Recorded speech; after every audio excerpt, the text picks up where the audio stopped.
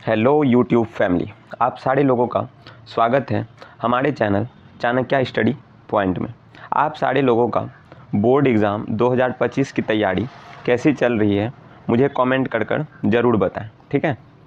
और आज मैं फिर से आप सबों के लिए क्वेश्चन बैंक का सीरीज़ लेकर आ गया हूं, जिसमें हम लोग बात करने वाले हैं 2011 का सोशल साइंस के बारे में, ठीक है। मैं इस वीडियो में आपको कंप्लीट सॉल्यूशन देने वाला हूं 2011 का, ठीक है, सोशल साइंस का, ठीक है। एक एक क्वेश्चन को हम लोग इसमें करने वाले हैं। और अगर आप इस चैनल से जुड़े हुए हैं तो आपको बहुत ही ज़्यादा फ़ायदा पहुंचने वाला है 2025 एग्ज़ाम के लिए, ठीक है। आप सबों के लिए एक क्रैश कोर्स भी प्लानिंग किया जा रहा है, जो क्रैश कोर्स आपके बोर्ड एग्ज़ाम 2025 में आपको काफ़ी ज़्यादा काम आने वाले हैं, ठीक है। चलिए, तो हम लोग बिना किसी देरी के बढ़ते हैं वीडियो में आगे और आपको बताते हैं कि 2011 में किस प्रकार का प्रश्न पूछा गया था और उसका सॉल्यूशन क्या है, ठीक है। चलिए, देख सकते हैं हम लोग आज करने वाले हैं सोशल साइंस 2011 क्वेश्चन, ठीक है। सबसे पहले मैं आपको निर्देश बता देता हूं कि निर्देश जो है हमारे एग्ज़ाम में कितना रहता है, क्या रहता है, ठीक है। यहाँ पे देखिए, सामाजिक विज्ञान में भी आपको 100 अंक के प्रश्न पूछे जाएंगे। 2011 की बात है ये, ठीक है। अभी के टाइम में कितना पूछा जाता है?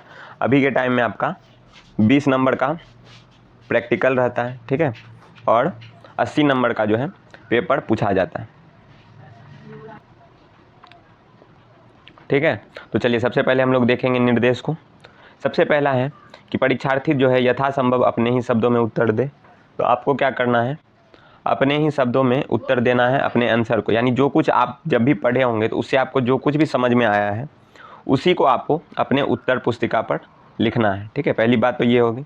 दूसरा है कि दाहिनी ओर जो है अंक दिए गए हैं कि कितने मार्क्स क्या है, ठीक है। ऐसे करके 1 2 3 करके आपका मार्किंग होगा राइट साइड में, वो भी दिया गया है। उसके बाद 3 नंबर में आपका सभी प्रश्न करना अनिवार्य है, ठीक है। पहले के टाइम में क्या होता था कि अगर आपको 10 क्वेश्चन दिया गया है तो 10 में से 10 आपको करना रहता था, ठीक है। अभी लेकिन थोड़ा सा डिफरेंट है। अभी क्या है कि आपको 100 ऑब्जेक्टिव दिया जाता है। जो प्रैक्टिकल सब्जेक्ट है उसमें 80 ऑब्जेक्टिव दिया रहता है, उसमें से आपको मात्र 40 ऑब्जेक्टिव ही करना है, और जिसमें 100 रहता है उसमें आपको मात्र 50 ही करना रहता है। तो सारे क्वेश्चन जो है आपको नहीं करने रहते। इसी तरह सब्जेक्टिव में भी आप देखे होंगे कि 15 या 20 जो है आपको 2 मार्क्स के क्वेश्चन मिलते हैं, उसमें से मात्र 20 क्वेश्चन मिलते हैं, उसमें से मात्र आपको 15 ही करना रहता है। उसी तरह जो है 5 मार्क्स का क्वेश्चन जो है आपको 3 या 4 मिलता है, जिसमें से आपको 2 ही करना रहता है, ठीक है। तो इस तरीके से जो है अभी का पैटर्न कुछ बदल गया है 2011 से, ठीक है। उसके बाद चौथे नंबर पे हम लोग देखते हैं कि जो है उत्तर देते समय परीक्षार्थी यथासंभव शब्द सीमा का ध्यान रखे, ठीक है। शब्द सीमा का आपको ध्यान रखना है। उसके बाद है इस प्रश्न पत्र को पढ़ने के लिए आपको 15 मिनट, ठीक है, 15 मिनट एक्स्ट्रा दिया जाता है, ठीक है। देखिए 15 मिनट एक्स्ट्रा कैसे हुआ? यहाँ पे समय आप देख रहे होंगे 3 आवर, ठीक है, 15 मिनट्स का। तो 3 आवर आपका हो गया एग्ज़ाम के लिए और 15 मिनट हो गया आपका क्वेश्चन को रीड करने के लिए, ठीक है। अब देखिए यहाँ पे जो आपका क्वेश्चन पैटर्न है उस पर कुछ दिया गया है निर्देश। प्रश्न पत्र 5 ग्रुपों में विभाजित है, ठीक है। प्रश्न पत्र में टोटल कितने हैं? 5 group, group A, group B, ठीक है, ग्रुप सी, ग्रुप डी और ग्रुप ई। तो टोटल, जिसमें टोटल कितना है 47 क्वेश्चन, ठीक है। टोटल कितना है 47 क्वेश्चन, जिसमें से जो है आपका 2 अंक में अति लघु उत्तरीय प्रश्न है, ठीक है। उसके बाद जो है आपका 3 अंक वाले लघु उत्तरीय प्रश्न, 5 अंक वाले दीर्घ उत्तरीय प्रश्न और फिर कुछ ऑब्जेक्टिव है, ठीक है। तो सबको आज हम लोग इस वीडियो में देखने वाले हैं। चलिए, बिना किसी देरी के हम लोग आ जाते हैं अपने पहले प्रश्न पर, जो ग्रुप ए है इतिहास, ठीक है। इतिहास 25 अंक का है। तो 25 करके जो है 4 बार, यानी इतिहास हो गया आपका, भूगोल हो गया, राजनीतिक शास्त्र हो गया, ठीक है, और एक अर्थशास्त्र हो गया। तो चारों मिला के जो है कितना हो जाता है 100 नंबर, ठीक है। चलिए देखते हैं सबसे पहला क्वेश्चन को। कार्ल मार्क्स का जन्म कहाँ हुआ? तो इसका जो आंसर हो जाएगा वो हो जाएगा आपका कार्ल मार्क्स का जन्म जो है कहाँ हुआ था? आप लोग भी कमेंट करके बताइए, ठीक है। इसका आंसर हो जाएगा जर्मनी। कार्ल मार्क्स का जन्म कहाँ हुआ था? तो जर्मनी में हुआ। जलियांवाला बाग हत्याकांड कब हुआ? देखिए ये सारा क्वेश्चन जो है ना काफ़ी ज़्यादा इंपॉर्टेंट है आपके बोर्ड एग्जाम 2025 के लिए, इसीलिए आप लोग बिल्कुल अच्छे से तैयारी कीजिए, ठीक है। जलियांवाला बाग हत्याकांड जो है वो कब हुआ था? तो जलियांवाला बाग हत्याकांड हुआ था आपका 13 अप्रैल 1919 में, ठीक है। डेट आप लोग याद रखिएगा, 13 अप्रैल 1919 में। उसके बाद है विश्व में सर्वप्रथम मुद्रण की शुरुआत कहाँ हुई? मुद्रण की शुरुआत जो हुई है आपका वो हुआ है आपका चीन में, ठीक है। कहाँ हुआ मुद्रण का शुरुआत? तो चीन में। चलिए उसके बाद है 4 नंबर में आपका लंदन में अनिवार्य प्राथमिक शिक्षा सन कितना में लागू हुआ? आपसे पूछा जा रहा है लंदन में, ठीक है। तो लंदन में आप कब हुआ था? तो लंदन में हुआ था आपका 1870 ईस्वी में, ठीक है। लंदन में कब हुआ था? 1870 ईस्वी में लागू हुआ था, ठीक है। 5 नंबर में है आपका भूमंडलीकरण नामक शब्द का सबसे पहले इस्तेमाल संयुक्त राज्य अमेरिका के डैश ने सन इतना में किया है, ठीक है। यहाँ पे किसी व्यक्ति का नाम देना है आपको, यहाँ पे ईस्वी बताना है। तो कोई किसने किया था? तो इसमें आपका हो जाएगा जॉन विलियम, ठीक है। जॉन विलियमसन ने किया था, ठीक है। जॉन विलियमसन ने किया था। और उसके बाद कब किया था? तो हो जाएगा आपका कब किया था? तो 1990 में, ठीक है, 1990 में, ठीक है। चलिए अब 6 नंबर में देखते हैं। आप लोग जो है अपने कॉपी को निकाल कर बैठिए और साथ ही साथ जो मैं आंसर बता रहा हूँ क्वेश्चन के साथ आंसर को जो है अपने नोटबुक पर लिखते जाइए, ठीक है। उससे आपका तैयारी और भी ज़्यादा बेस्ट हो जाएगा। चलिए उसके बाद देखते हैं 6 नंबर में रूस की क्रांति ने पूरे विश्व को प्रभावित किया, किन्हीं दो उदाहरणों द्वारा स्पष्ट करें। अब रूस की क्रांति क्या था इसको हम लोग देखेंगे, ठीक है। उसके बाद 7 नंबर में आपका हो ची मिन्ह का संक्षिप्त परिचय दे। चलिए इन दोनों क्वेश्चन के आंसर को हम लोग देख लेते हैं। देखिए 6 नंबर में हमारा था कि रूस की क्रांति पूरे देश को प्रभावित किया कैसे, इसके 2 उदाहरण, ठीक है। चलिए 6 नंबर का सॉल्यूशन में हम लोग आ गए हैं। रूस की क्रांति ने पूरे विश्व को प्रभावित किया, इसके 2 उदाहरण निम्नलिखित हैं, ठीक है। सबसे पहला है आपका साम्राज्यवाद का पतन, ठीक है।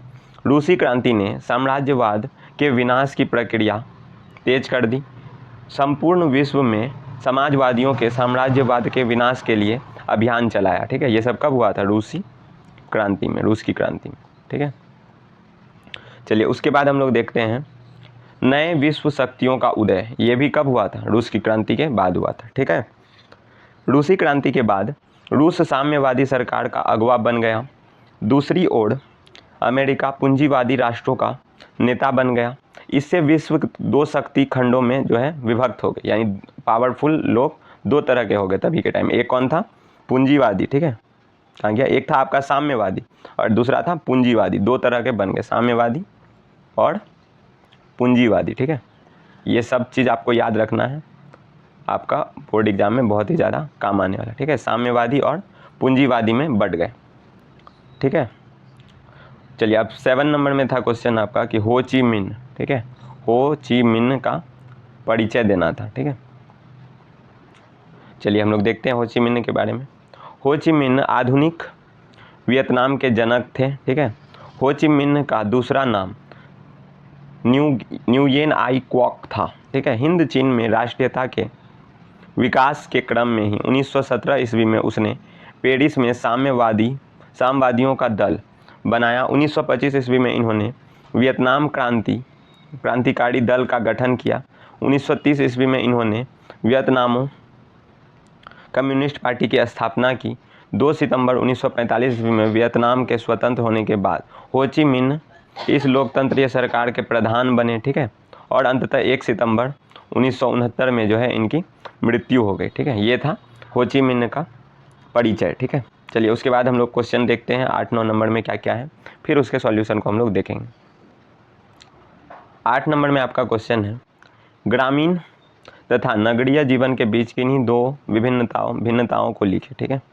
उसके बाद 9 नंबर में है इटली के एकीकरण में मेजनी का क्या योगदान था। ये क्वेश्चन देख लीजिए आप लोग, वेरी वेरी इंपॉर्टेंट, ठीक है। इसको BVI में टिक कर लीजिए, ये बार बार जो है पूछता रहता है, ठीक है। मेजनी का योगदान इटली के एकीकरण। इसके बाद जो आर्थिक संकट वाला है ये भी इम्पोर्टेंट, ठीक है। चलिए उसके बाद हम लोग देखते हैं ग्रामीण तथा नगरीय जीवन के बीच भिन्नताओं को और इटली के एकीकरण में मेजनी का योगदान को। देखिए क्वेश्चन नंबर 8 में हम लोग आ जाते हैं। ग्रामीण तथा नगरीय जीवन के बीच 2 भिन्नताएं निम्न है, ठीक है। सबसे पहला, गांव के लोगों की जीविका पशुपालन, कृषि तथा छोटे छोटे घरेलू उद्योग धंधों पर निर्भर करता है, जबकि शहर के लोग विभिन्न व्यवसाय उद्योग धंधे तथा नौकरी में लगे रहते। ठीक है, ये था एक भिन्नताएं। और दूसरा देखिए, गांव में आवास कच्ची मिट्टी और फूस के बने होते हैं, जबकि शहरों में विशाल तथा साफ सुथरी इमारतें रहती है। ठीक है, ये था दो भिन्नताएं। और भी आप इसमें कुछ ऐड करके लिख सकते हैं अपने मन से। ठीक है, सोशल साइंस एक ऐसा सब्जेक्ट है जिसमें आपको बहुत सारे आंसर जो है अपने मन से करने रहते हैं, यानी आपको थिंकिंग करना है, अपनी सोचने की क्षमता से जो है आपको क्वेश्चन का आंसर देना है। चलिए अब देखते हैं 9 नंबर में मेजिनी का योगदान। ठीक है, इटली के एकीकरण में जो है मेजिनी का योगदान क्या था। मेजिनी एक उदारवादी राष्ट्रवादी क्रांतिकारी था। ठीक है, वह इटली को निरंकुश शासकों से मुक्त कराना चाहता था और उसे एक एकीकृत गणतंत्र के रूप में देखना चाहता था। वह योग्य सेनापति के साथ साथ गणतांत्रिक विचारों का समर्थक भी था। अपने उद्देश्य की पूर्ति के लिए उसने यंग इटली नामक संस्था की स्थापना की। उग्र राष्ट्रवादी विचारों के कारण मेजनी को निर्वासित होकर इंग्लैंड जाना पड़ा और वहीं से अपने लेखों एवं रचनाओं के जरिए इटली के एकीकरण में आंदोलन को प्रेरित करता रहा। ठीक है, चलिए ये था मेजनी का योगदान इटली के एकीकरण में। चलिए आगे हम लोग क्वेश्चन को देखेंगे, फिर उसके आंसर को। बोर्ड एग्ज़ाम के लिए आप सबके लिए जो है क्वेश्चन बैंक काफ़ी ज़्यादा इम्पोर्टेंट हो जाता है। मैं बार बार हर एक वीडियो में बोलता हूँ कि जो है आपका 60% क्वेश्चन जो है क्वेश्चन बैंक से आता है बोर्ड में। ठीक है, क्वेश्चन बैंक से आता है आपका बोर्ड में। तो आप लोग क्वेश्चन बैंक को एकदम क्या बोलते हैं, पूरे अच्छे बारीकी से जो है तैयारी कीजिए क्वेश्चन बैंक का। एक भी क्वेश्चन इसका छूटना नहीं चाहिए, तब जो है आपका बोर्ड एग्ज़ाम काफ़ी ज़्यादा अच्छा जाएगा। ठीक है, चलिए अब हम लोग देखते हैं 10 नंबर के क्वेश्चन को। 10 नंबर में है आपका 1929 ईस्वी में आर्थिक संकट के किन्हीं 3 कारणों का संक्षिप्त विवरण दे। ठीक है, पहला ये हो गया। दूसरा 11 नंबर में आपका स्वतंत्र भारत में प्रेस की भूमिका पर प्रकाश डालिए। ये दोनों 3-3 मार्क्स का क्वेश्चन है। चलिए हम लोग देखते हैं 10 और 11 नंबर के क्वेश्चन को। देखिए 10 नंबर में आपका विश्व के आर्थिक संकट के निम्नलिखित कारण थे। पहला कारण देखिए, यह संकट औद्योगिक क्रांति के कारण वस्तुओं की आवश्यकता से अधिक उत्पादन के कारण पैदा हुई। ठीक है, दूसरा है आपका प्रथम विश्व युद्ध के कारण यूरोप के देश इतने बर्बाद हो गए थे कि अमेरिका से माल आयात करने की अवस्था में नहीं था। ये दूसरा कारण था। तीसरा कारण देखिए, जब तैयार माल का कोई खरीदार नहीं रहा तो वहाँ के कारखाने बंद हो गए और लाखों मजदूर बेरोजगार हो गए। ठीक है, ये सब कारण था आर्थिक संकट का। चलिए 11 नंबर में हम लोग देखते हैं प्रेस की भूमिका को। स्वतंत्र भारत में प्रेस साहित्यिक एवं सांस्कृतिक अभिरुचि जगाने में अपनी महत्वपूर्ण भूमिका निभाई है। ठीक है, प्रेस ने समाज में नव चेतना पैदा कर सामाजिक, धार्मिक, ठीक है, राजनीतिक एवं ज्ञान विज्ञान के क्षेत्र में क्रांति का सूत्रपात किया। वह समाज जो नित्य प्रति और उपलब्धियों से परिचित कराता है, आज प्रेस लोकतंत्र के चौथे स्तंभ, ठीक है, के रूप में लोकतांत्रिक मूल्यों की रचना करने हेतु सजग प्रहरी के रूप में खड़ा है।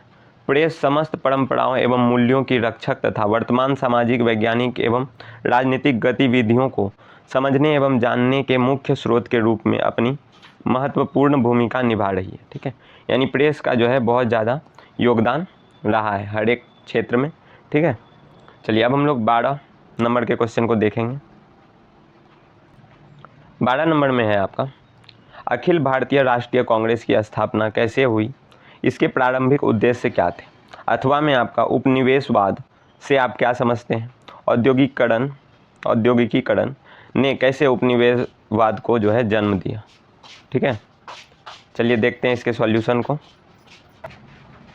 12 नंबर में है आपका भारतीय राष्ट्रीय आंदोलन की शुरुआत 19वीं शताब्दी के अंतिम चरण में भारतीय राष्ट्रीय कांग्रेस की स्थापना से माना जाता है। 19वीं सदी के उत्तरार्ध में आधुनिक शिक्षा के प्रसार एवं समाचार पत्रों के विकास से भारतीयों में राष्ट्रीय चेतना का विकास हो रहा था। इसी परिप्रेक्ष्य में जो है कई संगठन भी स्थापित हो रहे थे। ऐसे ही एक सुगठन इंडियन एसोसिएशन था जो राष्ट्रवादी शक्तियों को एकजुट करता था। 1884 में एक रिटायर्ड ब्रिटिश अधिकारी A.O. ह्यूम ने इसी उद्देश्य से भारतीय राष्ट्रीय संघ की स्थापना की। ह्यूम भारतीय नेता एवं व्यवसाय से लगातार विचार विमर्श करते रहे। इन्हें ब्रिटिश पार्लियामेंट्री कमेटी का जो है समर्थन भी प्राप्त हुआ। 25 से 28 दिसंबर 1885 में पूना में भारतीय राष्ट्रीय संघ की बैठक प्रस्तावित की गई थी, परंतु वहां प्लेग फैलने के कारण इस बैठक का स्थान परिवर्तित कर दिया गया और यह बैठक गोकुलदास तेजपाल संस्कृत महाविद्यालय मुंबई में 18 दिसंबर इतना को हुआ। ठीक है, 28 दिसंबर 1885 में हुआ। यहाँ इस संगठन का नाम बदलकर अखिल भारतीय राष्ट्रीय कांग्रेस कर दिया गया। ठीक है, ये आपका काम की बात कर दिया गया। इस प्रकार भारतीय राष्ट्रीय कांग्रेस की स्थापना हुई। समझ में आ गया आपका कैसे कैसे हुआ। उसके बाद हम लोग उपनिवेशवाद के बारे में पढ़ेंगे। ठीक है, 13 नंबर में है आपका मशीनों के आविष्कार तथा फैक्ट्री के स्थापना से उत्पादन में काफ़ी वृद्धि हुई। उत्पादित वस्तुओं की खपत के लिए नए बाजार की आवश्यकता थी। इससे उपनिवेशवाद को बढ़ावा मिला। ठीक है, जब हम लोग नए नए बाजारों, नए मार्केट का जो है विकास करेंगे तभी तो उपनिवेशवाद बढ़ेगा। ठीक है, उपनिवेशवाद में तकनीक रूप से कमजोर देश पर आर्थिक नियंत्रण स्थापित किया जाता है। इसी क्रम में भारत ब्रिटेन के एक विशाल उपनिवेश के रूप में उभरा। संसाधन की प्रचुरता ने उन्हें भारत की तरफ व्यापार करने के लिए आकर्षित किया। भारत ब्रिटेन के लिए एक वृहत बाजार के रूप में उभरा। 18वीं शताब्दी तक भारतीय उद्योग विश्व में सबसे अधिक विकसित थे। भारत विश्व का सबसे बड़ा कार्यशालय था जो बहुत ही सुंदर और उपयोगी वस्तुओं का उत्पादन करता था। 1850 ईस्वी के बाद ब्रिटिश सरकार ने अपने उद्योगों को विकसित करने के लिए अनेक ऐसे सामान जिनकी वजह से कम अवधि में एक के बाद एक देसी उद्योग खत्म होने लगे, ब्रिटिश सरकार के द्वारा बनाई गई मुक्त व्यापार की नीति की वजह से भारत में निर्मित वस्तुओं पर ब्रिटेन में बिक्री के लिए भारी कर लगा दिया गया। ठीक है, उसके बाद क्या हुआ, उसके बाद जो है आपका भारत में कच्चा माल, ठीक है, निर्यात जो है किया जाने लगा। भारतीय वस्तुओं से निर्यात पर सीमा शुल्क और परिवहन कर लगाया जाने लगा। धीरे धीरे ब्रिटिश पूंजी से जो है भारत के कारखानों की स्थापना की जाने लगी। सूती वस्त्रों का आयात भी किया जाने लगा। ठीक है, उत्पादन में वृद्धि औद्योगिकीकरण की प्रक्रिया की शुरुआत की थी। वहीं भारत में उद्योगों के लिए निरुद्योगीकरण जो है का प्रक्रिया का आरंभ हुआ। औद्योगिकीकरण की इस प्रक्रिया ने उपनिवेशवाद को बढ़ावा दिया। ठीक है, समझ में आ गया होगा कि उपनिवेशवाद जो है किससे रिलेटेड है। आपका जो औद्योगिकीकरण है, जो बाजार है, बिजनेस है, उससे हमारा रिलेटेड है क्या, उपनिवेशवाद। ठीक है, और कैसे कैसे हुआ, जब जब जो है बढ़ावा मिलेगा। ठीक है, किसको बढ़ावा मिलेगा, आपका बाजारों को और औद्योगिकीकरण को, तो उससे हम लोग को पता चलेगा कि हमारा जो है उपनिवेशवाद को भी बढ़ावा मिल रहा है। ठीक है, चलिए अब हम लोग देखेंगे 13 नंबर के क्वेश्चन को, फिर उसके बाद हम लोग आगे बात करेंगे। ठीक है, इस वीडियो के लास्ट में मैं आपको जो है फिर कुछ इंपॉर्टेंट बात बताऊंगा, तो आप लोग इस वीडियो को जो है लास्ट तक ज़रूर देखिएगा। ठीक है, चलिए चलते हैं हम लोग 13 नंबर की क्वेश्चन की ओर। 13 नंबर में है आपका गेहूं उत्पादन हेतु। ठीक है, गेहूं उत्पादन हेतु हम लोग ग्रुप बी में आ गए हैं, यानी आपका भूगोल में। ठीक है, ये भी कितना है, 25 मार्क्स। चलिए अब बात करते हैं हम लोग गेहूं उत्पादन हेतु मुख्य भौगोलिक दशाएं का उल्लेख करते हुए भारत के गेहूं उत्पादक क्षेत्रों के नाम लिखे। ठीक है, और अथवा में है आपका, अथवा में है भारत का मानचित्र बनाइए तथा निम्नलिखित स्थानों को उसमें चिन्हित कीजिए। बोकारो, भरतपुर, भद्रावती, सेलम। ठीक है, चलिए इन दोनों क्वेश्चन के आंसर को हम लोग देखते हैं। सबसे पहले हम लोग 13 नंबर के क्वेश्चन को देखेंगे जिसमें गेहूं उत्पादन के बारे में बताना है। ठीक है, गेहूं उत्पादन हेतु मुख्य भौगोलिक दशाएं निम्नलिखित हैं। गेहूं शीतोष्ण यानी शीत के समय में कटिबंधीय पौधा है। इसके बोने का समय 10 डिग्री सेंटीग्रेड तथा पकने का समय जो है 15 डिग्री सेंटीग्रेड तापमान होना चाहिए। इसके उपज ठीक है। इसके उपज के लिए 50 से 75 सेंटीमीटर वर्षा, ठीक है, कितना चाहिए, 50 से 75 सेमी, ठीक है, ये जो है आपका गेहूं के लिए सेमी वर्षा आवश्यक है। तीसरा है आपका, इसके लिए दोमट जलोढ़ मिट्टी उपयुक्त होती है। चौथा है आपका, पकते समय गेहूं की खिल्ली जो है खिली धूप की आवश्यकता पड़ती है, ठीक है, खिल्ली नहीं सॉरी, जो है गेहूं को खिली धूप की आवश्यकता पड़ती है। अब बात करते हैं उत्पादक क्षेत्र के बारे में, ठीक है। देश में कुल गेहूं उत्पादन के 2 से 3 हिस्सा पंजाब, हरियाणा और उत्तर प्रदेश से प्राप्त होता है, ठीक है, 2/3, ठीक है। चलिए उसके बाद हम लोग बात करते हैं, देश का सबसे बड़ा गेहूं उत्पादक राज्य उत्तर प्रदेश है, जहां देश का 1/3, ठीक है, 1/3 हिस्सा गेहूं प्राप्त होता है। उसके बाद इसके अलावा बिहार, ठीक है, बिहार, पश्चिम बंगाल, मध्य प्रदेश, महाराष्ट्र भी गेहूं की खेती की जाती है। चलिए उसके बाद हम लोग अथवा वाले क्वेश्चन को देखेंगे, जिसमें आपको बोला गया था एक भारत का मानचित्र बनाने के लिए, और उसमें जो आपको बताया गया था नाम, उसको आपको चिन्हित करने के लिए बोला गया था, ठीक है। तो सबसे पहले आप लोग भारत की मानचित्र को बनाने का भी जो है प्रैक्टिस कर लें, हो सकता है यह जो है आप सारे लोगों का काम आ जाए, ठीक है। भारत को मानचित्र को हम लोग जो है इस प्रकार बनाएंगे, उसके बाद जो है आपका उसमें चिन्हित करेंगे, ठीक है। उसमें आपको चिन्हित करना होगा कौन कौन सा, बोकारो यहाँ पे है, ठीक है, भरतपुर यहाँ है, उसके बाद जो है भद्रावती यहाँ है, उसके बाद सेलम यहाँ, यानी सेलम और भद्रावती आपका नीचे हो गया और बोकारो और भरतपुर ऊपर हो गया, ठीक है। चलिए अब अगला क्वेश्चन की ओर हम लोग चलते हैं।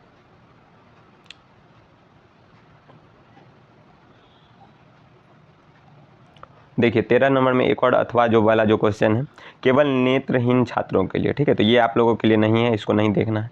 चलिए हम लोग चलते हैं 14 नंबर के आंसरों के लिए, ठीक है। मुंबई हाई तेल उत्पादक क्षेत्र का परिचय दें। 15 नंबर में आपका हरित क्रांति से आप क्या समझते हैं। हरित क्रांति भी जो है काफ़ी ज़्यादा इंपॉर्टेंट है, ये पूछते रहता है बार बार, ठीक है, तो इसे आप लोग BBI में टिक कर ले, वेरी वेरी इंपॉर्टेंट है आपका 2025 के लिए, ठीक है। चलिए अब बात करते हैं हम लोग मुंबई हाई तेल उत्पादक क्षेत्र और हरित क्रांति के बारे में। चलिए देखते हैं हम लोग मुंबई हाई क्षेत्र जो है तेल वाले क्षेत्र को। मुंबई हाई क्षेत्र मुंबई तट से 186 किलोमीटर दूर उत्तर पश्चिम दिशा में, ठीक है, उत्तर पश्चिम दिशा में अरब सागर में स्थित है। यहाँ 1975 में तेल खोजने का कार्य शुरू हुआ। कब हुआ था, 1975 में, ठीक है। यहाँ समुद्र के सागर सम्राट नाम मंच बनाया गया है, जो एक, ठीक है, जो एक जलयान है और पानी के भीतर तेल के कुएं खोदने का कार्य करता है। यहाँ 80 करोड़ टन तेल का भंडार का अनुमान है, ठीक है। चलिए उसके बाद हम लोग बात करते हैं हरित क्रांति के बारे में।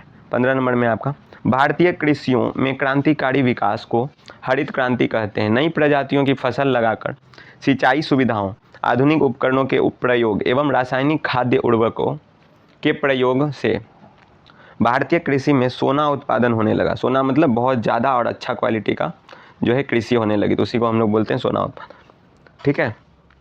भारतीय कृषि अब सहारा नहीं बल्कि व्यवसाय बन गया। कृषि में आई इस अमूल, ठीक है, उत्थान को हरित क्रांति कहते हैं। चलिए आशा करता हूँ कि आपको जो है हरित क्रांति काफ़ी अच्छे से समझ में आ गया होगा। अब हम लोग बढ़ते हैं क्वेश्चन में आगे, ठीक है। चलिए 16 नंबर में है आपका नई औद्योगिक नीति के मुख्य बिंदुओं का वर्णन करें, ठीक है, इसको हम लोग देखेंगे अभी। 17 नंबर में है आपका बिहार में सबसे प्रमुख राष्ट्रीय राजमार्ग संख्या 2 जो किन नामों से प्रसिद्ध है। तो इसका जो आंसर हो जाएगा वो हो जाएगा आपका शेरशाह सूरी, ठीक है, शेरशाह सूरी मार्ग के नाम से प्रसिद्ध। उसके बाद है आपका भारतीय रेलवे को कितने क्षेत्रों में बांटा गया। तो भारतीय रेलवे को जो है 16 क्षेत्रों में बांटा गया। 17 का आपको पता चल गया क्या, शेरशाह सूरी, ठीक है, शेरशाह सूरी मार्ग। उसके बाद है 18 नंबर में आपका भारतीय रेलवे को जो है 16 क्षेत्रों में बांटा गया। उसके बाद 19 नंबर में है वन विनाश के 2 मुख्य कारकों का उल्लेख करें। चलिए हम लोग जो है आपको 16 और 19 का आंसर देखते हैं। 16 नंबर में है आपका नई औद्योगिक नीति 2006 के आने के बाद बिहार सरकार द्वारा नए निवेशों को प्रोत्साहित करने के लिए उठाए गए कदम के बाद इस प्रक्षेत्र में काफ़ी उत्साह बढ़ा है। ठीक है, उस प्रक्षेत्र में जो है साहसिक कदम एवं औद्योगिक विकास हेतु प्रयास किए जा रहे हैं। 2006-07 में 172.45 करोड़ रुपया परियोजना लागत वाली 15 इकाइयों को जमीन दी गई। भागलपुर में हथकरघा का निर्माण, पटना हवाई अड्डे में कार्गो कॉम्प्लेक्स की स्थापना और फतुहा में अंतर्देशीय कंटेनर डिपो की स्थापना इसी के तहत की जाने का प्रयास किया गया। ठीक है, तो ये सब था नई औद्योगिक नीति। उसके बाद हम लोग 19 नंबर में चलते हैं। 19 नंबर में आपका क्वेश्चन था, ठीक है, क्वेश्चन क्या था? वन विनाश के 2 प्रमुख कारण। ठीक है, चलिए तो देखते हैं। भारत में वनों का ह्रास का एक बहुत बड़ा कारण कृषिगत भूमि का फैलाव है। पूर्वोत्तर और मध्य भारत में जनजातीय क्षेत्र का स्थानीयकरण, झूम खेती अथवा वर्ण खेती के चलते वनों का ह्रास होता है। ठीक है, तो लोग क्या करते हैं, खेती करने के लिए जो है वन को काट देते हैं। तो ये भी एक बहुत बड़ा कारण है, क्योंकि भारत में जो है बहुत ज़्यादा मात्रा में खेती होता है। ठीक है, और खेती के लिए लोग क्या करते हैं, वन को काट देते हैं, तो वन का उससे ह्रास होता है। ठीक है, उसके बाद है बड़ी विकास योजनाओं से भी वनों को बहुत नुकसान हुआ है। ठीक है, वनों एवं वन्य जीवों के विनाश में पशुचारण और ईंधन के लिए लकड़ियों के उपयोग की भी काफ़ी भूमिका रही है। ठीक है, चलिए उसके बाद 20 नंबर के क्वेश्चन और उसके आंसर को हम लोग देखने वाले हैं। 20 नंबर में है आपका कोयले के 4 प्रकारों के नाम लिखे। 21 में आपका व्यापारिक कृषि एवं निर्वाहक कृषि में अंतर स्पष्ट करें। दोनों ही क्वेश्चन के आंसर को हम लोग देखते हैं। 20 नंबर में है आपका कोयले के 4 प्रकार निम्नलिखित हैं। ठीक है, पहला है एंथ्रासाइट।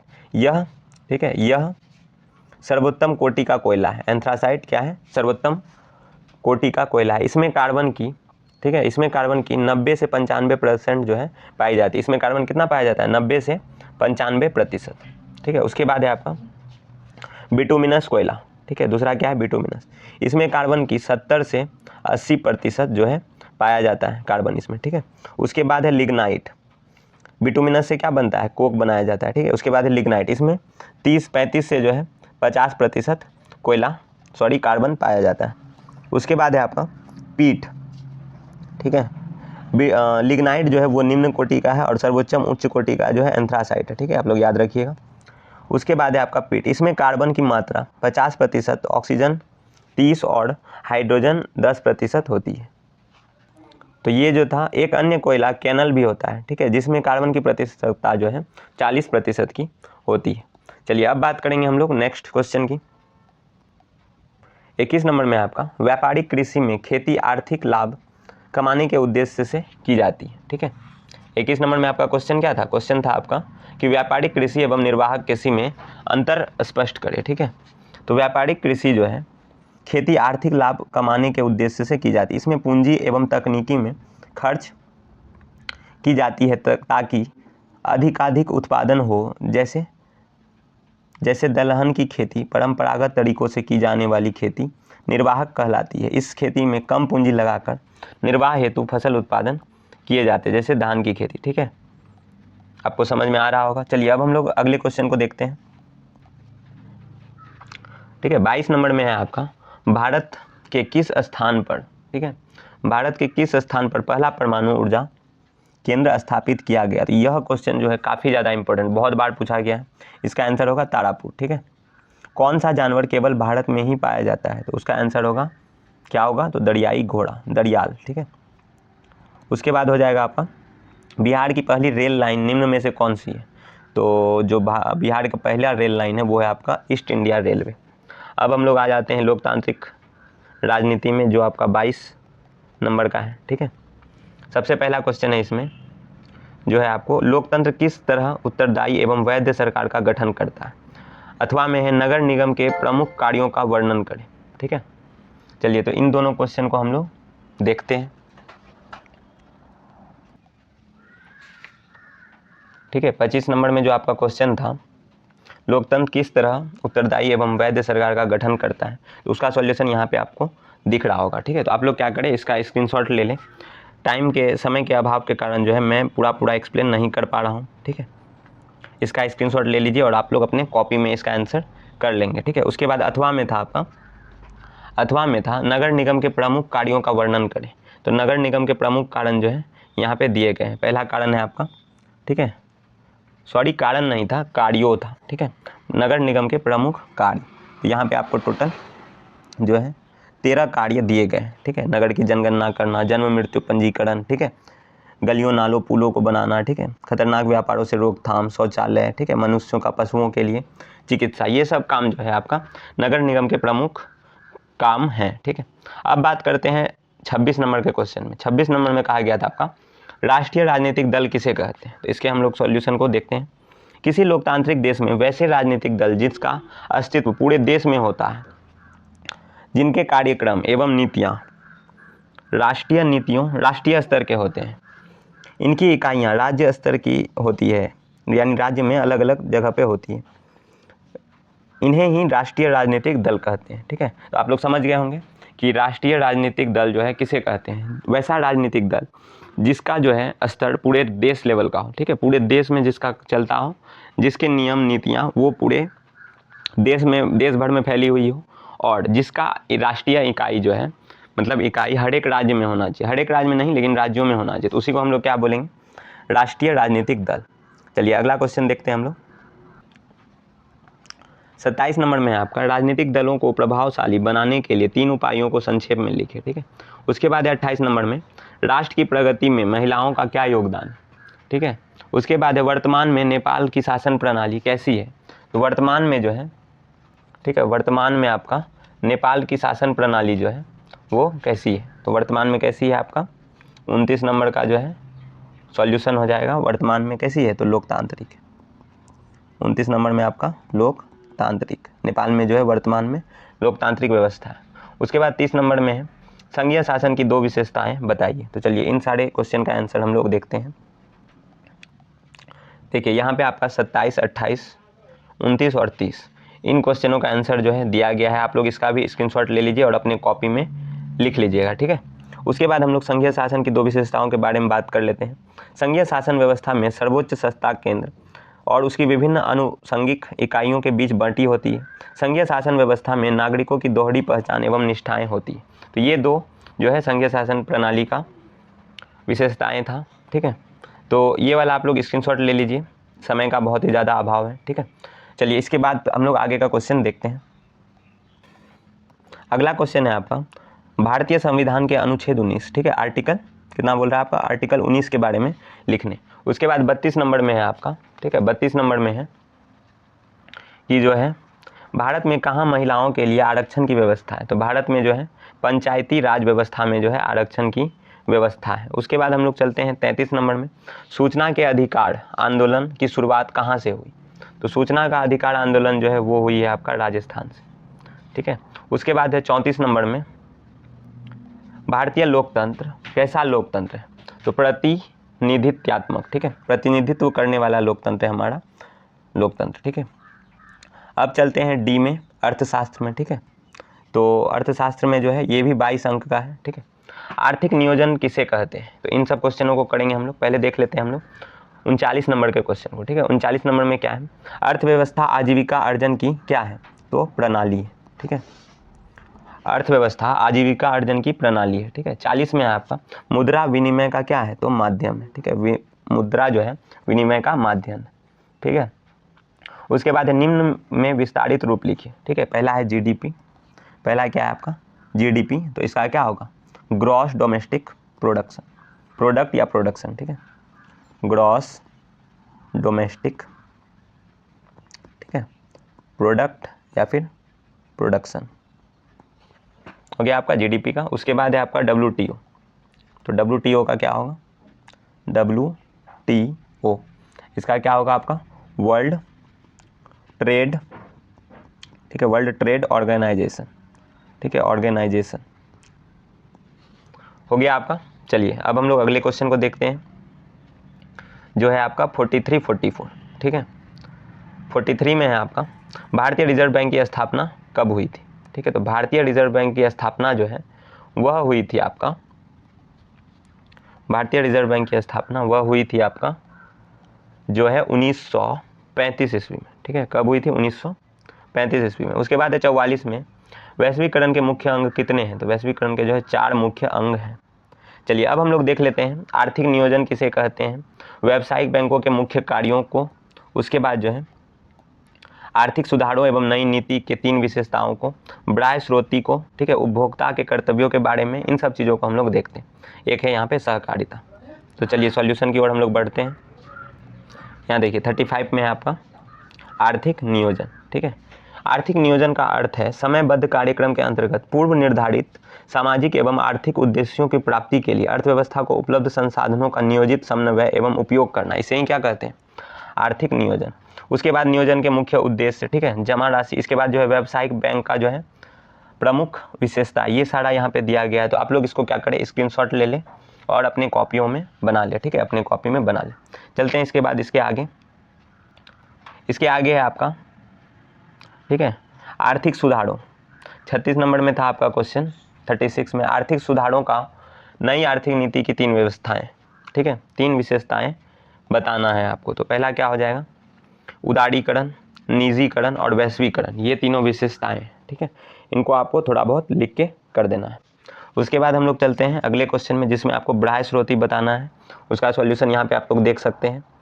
जब बहुराष्ट्रीय कंपनियां अपने संबंधित नियमित सेवाओं अपनी कंपनी की जगह किसी बाहरी या विदेशी कंपनी के समूह से प्राप्त करती है तो ऐसी सेवाओं को बाह्य स्रोती कहते हैं। तो आप लोग समझ गए होंगे और इसका स्क्रीनशॉट लेकर जो है अपने कॉपी में बना ले, ठीक है। आगे हम लोग बात करते हैं 38 नंबर में, जो है आपका, ठीक है, 38 में है उपभोक्ता के कर्तव्यों के बारे में लिखे। तो उपभोक्ता का जो है कर्तव्य क्या होता है? जैसे मान लेते हैं आप लोग किसी सामान को खरीदने गए, तो वहाँ पे जो है आपका जो उनकी मात्रा है, ब्रांड है, गुणवत्ता है, ठीक है, इन सब के बारे में आपको पूरी जानकारी होना चाहिए। शुद्धता मानक, ठीक है, नाप तौल, ISI मार्क, एग मार्क, ठीक है, ये सब का आपको पता होना चाहिए। ये सब जागरूक बनाता है, ठीक है।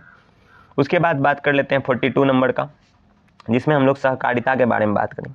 सहकारिता वह संगठन है जिसके द्वारा 2 या 2 से अधिक व्यक्ति स्वेच्छापूर्वक मिलजुल कर समान स्तर पर आर्थिक हितों की वृद्धि करते हैं। इस प्रकार सहकारिता उस आर्थिक व्यवस्था को कहते हैं जिसमें मनुष्य किसी आर्थिक उद्देश्य की पूर्ति के लिए मिलजुल कर कार्य करता है, ठीक है। सहकारिता मतलब सबका साथ। चलिए उसके बाद हम लोग देखते हैं 45 नंबर का, ये जो है आपदा प्रबंधन से भूकंप के बारे में। भूकंप क्या है और भूकंप से बचाव। तो भूकंप किसको बोलते हैं वो आप लोग यहाँ पे देख लीजिएगा, स्क्रीनशॉट ले लीजिएगा इसका।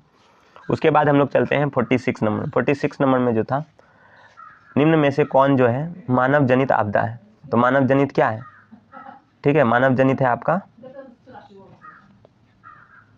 मानव जनित आपदा नहीं है। तो रेल दुर्घटना, सांप्रदायिक दंगा, आतंकवाद, ये तीनों जो है मानव जनित आपदा ही है। तो नहीं है, तो इनमें से कोई नहीं हो जाएगा 46 नंबर का, ठीक है।